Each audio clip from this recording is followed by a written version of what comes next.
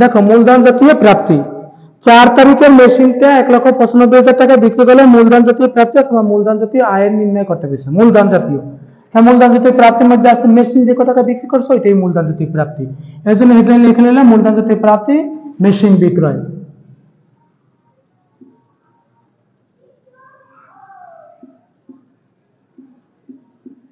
Machine বিক্রয়, machine বিক্রয় যে কয় টাকা আছে কোন পুরাতন সম্পদ বিক্রি করলে যেটা হয় এটাই মূলধন জাতীয় প্রাপ্তি।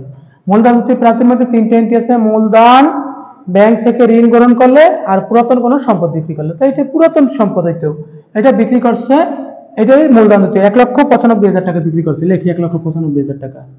এখন বলছে 4 তারিখের মেশিনটা 1,95,000 টাকা বিক্রি করলে কত টাকা ওনার লাভ বা ক্ষতি হয়েছে, মুনাফা জাতীয় লাভ, আয় বা ব্যয় হয়েছে, আয় বা আয় হয়েছে, কত টাকা মূলধন জাতীয় আয় হয়েছে আর কি, এটা বলছে।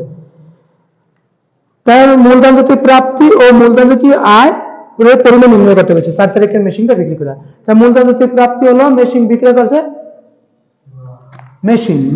মেশিন বিক্রি করছে কত 1,95,000 টাকা, এটাই মূলধন জাতীয় প্রাপ্তি। এখন আমরা লিখতে পারি মেশিনটা দেখো 1,60,000 টাকায় কিন্তু ক্রয় করছিল, 1,60,000 টাকায় ক্রয় করছিল, ওটার সাথে কিন্তু খরচ ছিল, ওই খরচগুলো এখন আমরা ওই একত্র করিয়া তারপর উপরেটা থেকে বাদ দেবো। দেখি মেশিনের মোট ব্যয়, লেখো বাদ মেশিনের মোট ব্যয়।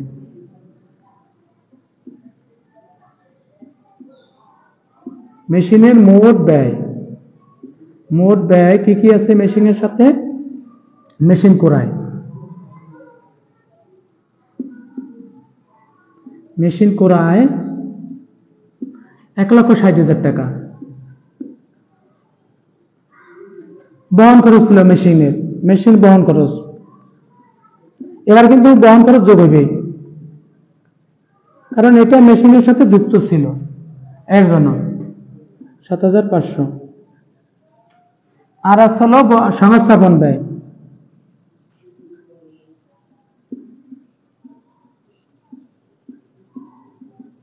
সংস্থাপন ব্যয়,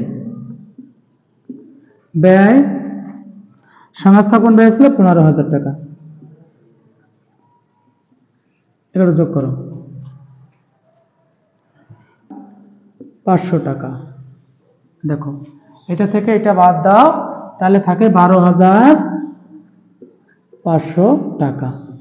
এইটাই আমার মূলধন জাতীয় আয়, মূলধন জাতীয় আয়।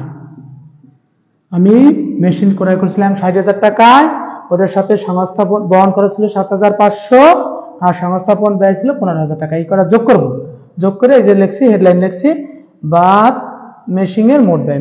মোট ব্যয় বেরিয়েছে 1,82,500।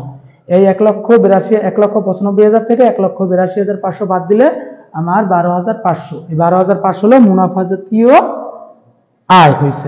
এটা কিন্তু মুনাফা জাতীয় প্রাপ্তি না, এটা হলো মুনাফা জাতীয় আয়, আর এটা হলো মুনাফা জাতীয় প্রাপ্তি। এই হলো আমাদের এইটাই চাইছে।